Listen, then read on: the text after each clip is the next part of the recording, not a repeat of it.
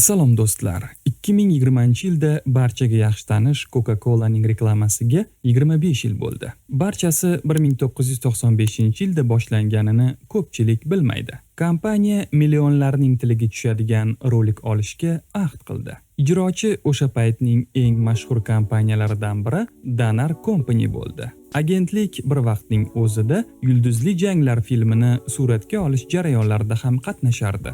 Rolik uchun ijodkorlar mamlakat bo'ylab qizil rangdagi o'nlab furalarni izlab topdilar va ularni 10 minglab rang-barang chiroqlar bilan bezadilar.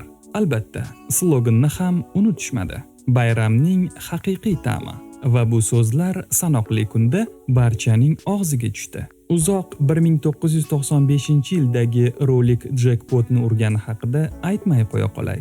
Video yangi yilning haqiqiy timsoli, bayramning sinonimiga aylandi. Hatto bir necha avlod uchun butun dunyoda. Albatta, buyuk brendga ulkan reklama. Ammo butun dunyoda eng mashhur bo'lgan ichimlikning tarixi qanday boshlangan edi? Nimadan boshlangan, qanday rivojlangan va buning barchasini o'ylab topgan daho kim edi? Shu va boshqa savollarga ushbu video javob bo'ladi. Aslida barcha uchun sevimli ichimlikning tarixi juda qiziq va uning ixtirochisi haqida aytmasam, hikoya to'liq bo'lmaydi. John Steed Pemberton 1831-yil 8-iyulda Jorjiya shtati Knoxville shahrida tug'ilgan. U James Clifford va Martha Gentning o'g'li edi. Bola tug'ilganidan sal keyin oila Kolumbusga ko'chib o'tdi. Amaksi John Clifford Pemberton keyinroq Konfederatsiya armiyasi generali bo'ldi. Johnning bolaligi va yoshligi Kolumbusda o'tdi. U farmatsevtika universitetini tugatdi. Oilasini qashshoq deb bo'lmasdi, ammo superboy ham emasdi. O'sha paytda fuqarolar urushiga qaramay, Johnning o'qishiga to'lashga pullari yetardi. Urush yillarida Pemberton Konfederatsiya armiyasi safida ishtirok etdi va hatto urush oxirida podpolkovnik ham bo'ldi. Ammo 1865-yil aprelida 34 yoshida Kolumbus ostonasidagi jangda yaralandi va o'sha davr veteranlari kabi morfiyga ruju qo'ydi. Ammo John kimyoviy tajribalarni juda xush ko'rar, shaxsiy sirop va dorilarni tayyorlashni yoqtirardi. Sobiq kavaleriyachi konfederatsiyachilar mag'lubiyatidan keyin qiyin ahvolga tushib qoldi va amal taqal kun ko'ra boshladi. Shu tarzda u Kolumbusdan Atlantaga keldi va farmatsevtika rastasini ochdi. U bir necha oy davomida bosh og'rig'i va charchoqni, yaralangan tanasi og'rig'ini qoldiradigan sirop yaratishga harakat qildi. Morfiy ta'sir qilmay qo'ydi. Og'riq esa kun sayin kuchayardi. O'sha paytda tibbiyot juda past darajada edi. Morfiyning zarari haqida kamchilik bilardi. Ammo John bu o'rganish yaxshilikka olib kelmasligini tushunardi. Shu sabab sutkalab boshqa samarali dorini qidirardi. Issiq may kunlaridan birida ertalab John uyining orqa tarafida mis tog'orida turli o'simliklar va dominion aralashmasini qo'shib ishlab o'tirardi. Aynan shu kuni u butun shaharga ovozi chiqqan ichimlikni ixtiro qildi. Sirop nafaqat og'riq qoldirar, balki kuch berib kayfiyatni ko'tarardi. Siropni bir necha hafta o'zida sinab ko'rgan John uni aptekasiga olib keldi va uni bosh og'rig'i, ko'ngil ozishi, hatto gastritni davolovchi dori sifatida sota boshladi. Siropning bir shishasi 5 sentdan oshmasdi. Siropning mazasi Johnning oshnasi, hisobchi Frank Mason Robinsonga ham ma'qul keldi va aynan Frank Coca-Cola nomini o'ylab topdi. Xattotlik san'atidan xabardor Frank bu nomni hozir ham siz u biz yorliq ustida ko'radigan chiroyli husnixat bilan yozib ham qo'ydi. Bu yozuv hanuzgacha deyarli o'zgarmadi va 100 yildan oshsa ham o'shanday turibdi. Frank ichimlikning ilk reklama sloganini ham o'ylab topdi. Coca-Cola iching so'zi minglab shaharliklarni o'ziga tortardi. John bir kunda 9 ta shisha kola sotdi va juda mamnun bo'ldi. Aytish kerakki, aptekalar o'sha davrda biz hozir biladigandan biroz boshqacharoq edi. Odamlar aptekaga vaqt o'tkazish uchun kelishardi. U yerda gazli, siropli ichimliklar sotilardi. Keyinroq maxsus avtomatlar ham paydo bo'ldi. Kun sayin mijozlar ko'lami kengaya bordi. Ichimlik ko'pchilikka juda yoqdi. Mijozlar u tinchlantiruvchi va xotirjamlik baxsh etuvchi ekanini aytishardi. Frank Robinson Jonga kolani asabni tinchlantiruvchi vosita sifatida patentlab olishni maslahat berdi. Coca-Colaning retsepti murakkab emasdi. O'sha paytda tarkibga asosiy ikki qo'shimcha, koki barglari va kola daraxti yong'og'i kofeini qo'shilardi. U paytda hali kokain taqiqlangan modda emasdi va uning zarari haqida hech nima bilishmasdi. Shu sabab uni erkin sotishardi. Uni ko'pincha rohat bag'ishlashi uchun spirt o'rniga qo'shishardi va Coca-Cola bunda innovatsiya emasdi. Bu ichimlikning ilk sotuv yilida Jon naq $50 ishladi. Xom ashyoga esa $70 sarfladi. Yil zararli bo'ldi. Ammo kun sayin mo'jiza ichimlikning savdosi oshardi va tez orada apteka oldida navbatlar hosil bo'ldi. Hatto qo'shni shahar va qishloqlardan odamlar aynan uni ichgani kelishardi va bir yil o'tib Coca-Cola haqida butun Atlanta bildi. O'sha paytda ilk reklama ishga tushdi. Coca-Cola sotadigan barcha aptekalar apteka tepasiga chiroyli qilib yozilgan "Bu yerda Coca-Cola sotiladi" so'zlarini ilib qo'yishardi. Aytib o'tish kerak, dastlab kola gazsiz bo'lgan. Gazli ko'rinishi esa tasodifan paydo bo'lgan. Afsonaga ko'ra, chanqagan bir janublik kola sotiladigan Jacobs do'koniga kiradi va bir stakan ichimlik buyurtma qiladi. Sotuvchi Willie Venable zalning oxiridagi quvur yoniga borishga erinadi va u mijozdan Pemberton siropidan ko'ra ozgina sodali suv ichmaysizmi deb so'raydi. Mijoz rozi bo'ladi. Uni ichgach shokka tushadi. Yalqov sotuvchi o'zi bilmagan holda ulkan ixtiro qiladi. Bunday know-how haqida eshitib, qolganlar ham shunday qila boshlashadi. Coca-Colaning tarixi boshqacharoq tus olishi ham mumkin edi. Ammo Jon juda zo'r tadbirkor emasdi. Kamiga ixtirochining sog'lig'i keskin yomonlashdi va uning biznesni rivojlantirishga puli yo'q edi. Shu sabab 1888-yili u ichimlik retsepti va barcha jihozlarni kompaniyaning 3/2 qismini o'sha Venable'ga sotishga qaror qiladi. Ammo u faqat retsept edi. Eng qizig'i keyinroq yuz berdi. Atlantada irlandiyalik qashshoq muhojir Aza Kentler paydo bo'ldi. Shaharga kelganida uning hamyonida $1.75 bor edi. Ammo u yangi joyda omadini topishiga qattiq ishonardi. Qattiq mehnati tufayli u biroz vaqt o'tib ozgina kapital yig'di va Pembertonning bevasidan retseptni $2000 sotib oldi. O'sha paytda bu juda yaxshi summa edi. Unga 2 ukasi, 2 hamkor pul tikdi. Hamkorlardan biri Frank Robinson edi. U Georgia shtatida The Coca-Cola Company'ga asos soldi. Pemberton ichimlikning otasi bo'lsa, Aza Kentler Coca-Cola kompaniyasining otasi bo'ldi. U kompaniyani 1893-yil 31-yanvarda ro'yxatdan o'tkazdi va bu kompaniya hozirgi kungacha ishlamoqda. Frank bilan birga tadbirkorlar ichimlik retseptini takomillashtirdilar. Birinchi o'rinda saqlash muddatini. Ular tez buziladigan mahsulotni uzoq masofaga yetkaza olmasliklarini tushunganlar. O'sha paytdayoq tadbirkorlar kolani qo'shni shtat, hatto xorijda ham sotishni mo'ljallashgan. Qayd etish kerak, Aza juda uddaburon va kreativ boshliq chiqib qoldi. U doim Coca-Colani ilgari surishning yangi yo'llarini o'ylab topardi. Bir gal u aptekalardan biriga 2 gallon bepul kola o'rnatishni taklif qildi. Evaziga u apteka egasidan doimiy mijozlarning ma'lumotlarini oldi. So'ng barcha manzillarga Coca-Cola uchun bepul kuponlar jo'natdi. Shu tarzda ichimlikni keng ommaga taqdim qildi. Apteka egalari uning bunday ayyor usulidan hayratda edilar. Mijozlar nafaqat kola ichishar, balki boshqa narsalar ham xarid qilishardi. Aptekalarda savdo hajmi kun sayin o'sardi. Bundan tashqari, Aza brend tasviri tushirilgan turli suvenirlarni sotib, kompaniya nomini mashhur qilishni o'ylab topdi. Aynan Azani, oddiy ichimlikni butun dunyoga mashhur brend qilgan inson sifatida bilishadi. 1894-yildan ichimlik rastalarda shisha idishda paydo bo'ldi. A'zo uchun shisha ham o'ziga xos va taniqli bo'lishi shart edi. Bu paytda kompaniyaga dizayner Errol Erdin keladi va o'sha davrda urf bo'lgan Gade yubkasidan ilhomlanib, dunyodagi eng taniqli shisha idishni o'ylab topadi.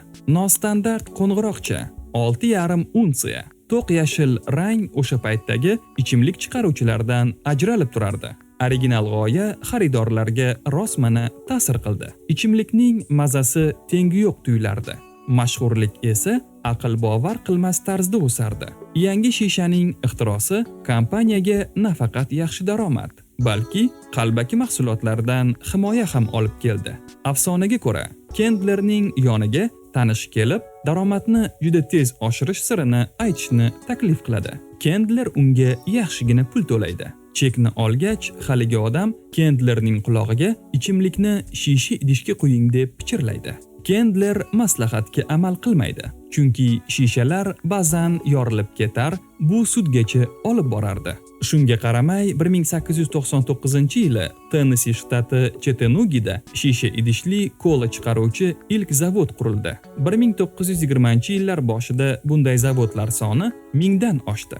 Birinchi jahon urushi yillarini ham alohida qayd etish kerak. Aynan Coca-Cola yarador askarlarga donorlik qonini yetkazib berganini ko'pchilik bilmasa kerak. Shu tarzda 100 yildan ortiq davom etayotgan Qizil Xoch bilan do'stlik vujudga kelgan. Qaragan chog'ida kompaniyani kimga qoldirishini bilmay, 1919-yilda A'zo Kendler kompaniyani Ernst Woodruffga sotadi. Atlantalik ishbilarmon bankir va investorlar guruhi kompaniyaga $25 million to'laydi. Uning sa'y-harakatlari bilan 1990-yilda Coca-Cola kompaniyasi dunyodagi eng mashhur kompaniyaga aylanadi. Boshqaruv esa o'g'li Robert Woodruff qo'liga o'tadi. U bu postda 60 yil o'tirdi va kompaniyaning haqiqiy afsonasiga aylandi. Yangi prezident asosiy urg'uni ichimlikning sifatiga qaratdi. Robert Woodruff kompaniyaning butun dunyoda rivoji bilan shug'ullanuvchi Coca-Cola Export Corporation kompaniyasini tuzdi. O'sha yili ishlab chiqarishning yagona standarti va shishali kola sotuvi tasdiqlandi. Ichimlik retseptidan to shishalarni do'kon peshtaxtasida joylashuvigacha. Bu paytda butun dunyodan ulkan kemalar kelib, barcha qit'adagilar uni tatib ko'rishi uchun Coca-Cola ortishardi. Robert o'z navbatida brend reklamasiga katta pul sarfladi va Kuba, Filippin, Fransiyada yangi zavodlar ochdi. Aynan uning rahbarlik davrida bizning kungacha yetib kelgan sloganlar paydo bo'ldi. Pauza qil, tetkilash, so'nggi tomchisigacha yaxshi, g'alati, shunday emasmi? Ularga 100 yil bo'ldi. 1928-yili Coca-Cola Olimpiya harakati hamkoriga aylandi va Olimpiadaning ilk ichimligiga aylandi. Umuman markaning mashhurligini hech kim to'xtata olmasdi. U Amerikacha orzu, ozodlik va uzoq yerdagi Amerika timsoliga aylandi. Afrika sahrosidan to sovuq Skandinaviya mamlakatidagi odamlargacha aynan kolani tanlov qilishardi. Brendni reklama qiluvchi suvenirlar kompaniyaga misli ko'rilmagan omad keltirdi. Taniqli savdo belgisi kundalik hayot bo'lagiga aylandi va dunyo bo'ylab tantanali yurishni boshladi. Coca-Cola logotipini o'quvchilar moda jurnallari muqovasida, yo'l bo'yidagi ulkan yozuvlarda ko'rishardi. Marka reklamasida har bir amerikalikka yoqadigan yorqin obrazlardan foydalanardi. Ichimlikni mashhur artist va sportchilar reklama qilishardi. Qayd etish kerak, Pepsi Cola bilan raqobatda ham. Yana bir ajoyib tarixga ega gigant, mashhur Santa Claus ham Robertning rahbarlik davrida paydo bo'ldi. U michiganlik rassom Haddon Sandblom qalamiga mansub. U obrazni o'ziga qarab chizgan, faqat sigara o'rniga kola shishasi bilan. 30 yil davomida Sandblom har Rojdestvoda Santani yangitdan chizardi. Bugun bu ishlar Coca-Cola arxividagi eng kuchli ishlardan. Ular Chicago fan va sanoat fanlari muzeyi, Ontariodagi qirollik muzeyi, Tokio va Stokgolmning yirik univermaglariga qo'yilgan. Hatto Parijdagi Luvrga ham. Ayrimlarini Atlantadagi Coca-Cola muzeyida ko'rish mumkin. Aytgancha, hayotimizdagi ko'pgina mayda-chuydalar aynan Coca-Cola bilan bog'liq.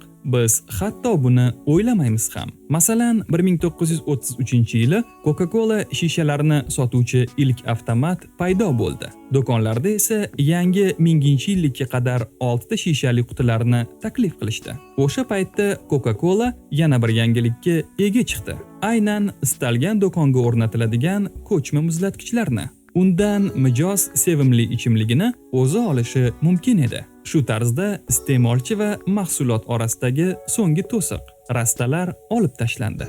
Ha do'stlar, aynan Coca-Cola biz bugun ko'radigan muzlatgichlarni o'ylab topdi. Siz bilan kompaniyaga yaxshigina ta'sir ko'rsatgan Ikkinchi jahon urushi davriga ham keldik. Urush boshlanishi rahbariyatni narxlarni tushirishga majbur qildi. Robert Woodruff xodimlar oldiga qiyin, ammo bajarsa bo'ladigan vazifa qo'ydi.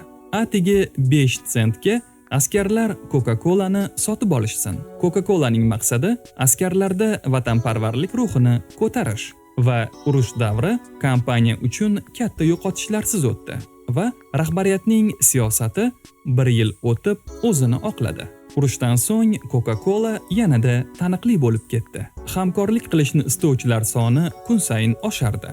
Hatto Sovet ittifoqi marshali Zhukov ham ichimlikka yuqori baho bergan deyshadi. Urushdan keyingi davr rivojlanish va o'zgarishlar davri bo'ldi. Coca-Cola'ni yangi 0.33 va 0.77 litr shishalarda chiqarishdi. Shu paytda alyumin bankalar ham paydo bo'ldi. Sal keyin plastik. Brend yangi ichimliklar, Fanta va Sprite bilan boyidi. Olimpiadadan tashqari marka futbol bo'yicha jahon chempionati hamkoriga ham aylandi. 1982-yilda o'ziga xos parhez ichimlik Coca-Cola Light paydo bo'ldi. U juda tezda past kaloriyali ichimliklar orasida yetakchiga aylandi. Sekin-asta boshqa mazalar ham paydo bo'la boshladi. Olcha, vanil va laym mazali. 1988-yili Coca-Cola SSSR yopiq bozoriga ham kirib keldi. Ishlab chiqarish Moskvarets pivo zavodida yo'lga qo'yildi. 90-yillar kompaniya uchun reklama bumiga aylandi. Shu davrda eng mashhur roliklardan biri juda katta shov-shuv chiqargan oq ayiqlar va shimol yog'dusi reklamasi chiqdi. Birinchidan g'oya juda omadli chiqqan. Ikkinchidan ilk bor kompyuter maxsus effektlaridan foydalanildi. O'sha paytdan oq ayiq Santa Claus kabi Coca-Cola'ning timsollaridan biriga aylandi. 1997-yilda kompaniya jahon rekordini o'rnatdi. 75 yillik tarix davomida sotilganchalik ichimlikni kompaniya 12 oy ichida sotishga erishdi. Bu raqam va ko'lamni bir tasavvur qiling. Albatta, Coca-Cola dunyodagi eng mashhur ichimlik ekaniga hech kim shubha qilmasdi. 2000-yillar boshidan kompaniya barcha sohalarda rivojlanib, o'sishda davom etmoqda. Shishalar dizayni o'zgaryapti. U mustahkam va yengil bo'lmoqda. Kompaniya ekologik toza plastik va uni qayta ishlash ustida izlanyapti. Boshqa kompaniyalar bilan hamkorlik yil sayin oshmoqda. 2017-yil Coca-Cola rivojlanish kursini o'zgartirdi. Iste'molchilar didi o'zgaryapti axir. Demak, kompaniya ham o'zgaradi. 1 yil ichida kompaniya barcha ichimliklardagi shakar miqdorini kamaytirdi. Shuningdek, qulay qadoqda chiqardi. Kompaniya dunyodagi 900 ta zavodida 4100 xil mahsulot chiqaradi. Shuningdek, 500 ta brendga egalik qiladi. Ulardan 21 tasi $1 milliard dan oshiq. Bugun ichimlik dunyoning barcha mamlakatida rasman sotiladi. AQSh prezidentimi, uysizmi, qashshoq Afrika davlati birinchi sinf o'quvchisi yoki fan doktori Coca-Cola nima degan savolga hech bir qiynalmay aniq javob beradi. Nima bo'lishidan qat'iy nazar, statistikaga ko'ra, sayyoraning 94% aholisi bir marta bo'lsa ham Coca-Cola'ni tatib ko'rgan. Shuningdek, Coca-Cola'ning o'zi haqida qiziq faktlar. U zanglashni yaxshi ketkazadi. Bu uning tarkibidagi ortofosfor kislotasi sabab. Shuningdek, u choynakdagi va unitazdagi dog'ni yo'qotadi. Ammo bu ishlar uchun koladan foydalanish tavsiya qilinmaydi. Buning uchun maxsus kislotali suyuqliklar bor. Coca-Coladan qon dog'ini ketkazishda foydalanishadi. AQSh politsiyachilari mashinada asfaltdan qon dog'ini yuvish uchun bir necha gallon kola olib yurishadi. Agar shu paytgacha ishlab chiqarilgan Coca-Cola'ni shishaga qo'yib, dunyo aholisiga tarqatilsa, har birimizga 800 tadan shisha tegardi. Dunyoda har daqiqada 8000 stakan kola ichiladi. Qizig'i, Coca-Cola'ning ilk tashqi reklamasi uzoq 1904-yilda chizilgan va hanuzgacha o'z joyida, Jorjiya, Kartersvilda turibdi. Yana bir qiziq fakt. Coca-Cola'ni aholi jonboshiga eng ko'p iste'mol qiladigan ikki davlat mutlaqo ikki xil. Biri ulkan kontinental subtropik Meksika, boshqasi mittagina Shimoliy orol davlat Islandiya. Aynan shu davlatlarda kolani hammadan ko'p ichishadi. Coca-Cola'ning eng uzun yetkazib berish marsruti Avstraliyada joylashgan. Kompaniya yuk tashuvchi haydovchilari Janubiy Avstraliyaning Perth shahridan Karotta va Port Hedland punktlariga 1803 kilometrlik yo'l bosib ichimlikni yetkazib berishadi va jahonga mashhur ushbu ichimlik ixtirochisining so'nggi kunlari haqida alohida aytib bermoqchimiz. Ixtirochi o'zining kashfiyoti bilan bir necha yillar o'tib, nima bo'lishini bilmaydi. Gap shundaki, Coca-Cola ixtirochisi qashshoqlikda vafot etgan. Qari ham emas, 57 yoshida. 1888-yil 16-avgustda va kambag'allar qabristoniga dafn etilgan. Uning dafn marosimiga butun ko'cha pul yig'ishgan va 70 yil o'tib qabr ustiga marmar tosh o'rnatishgan. Umuman hayotimiz haqiqatlari shunday. John Steed Pemberton ixtirosi dunyomizni o'zgartirishini tasavvur qilganmikan?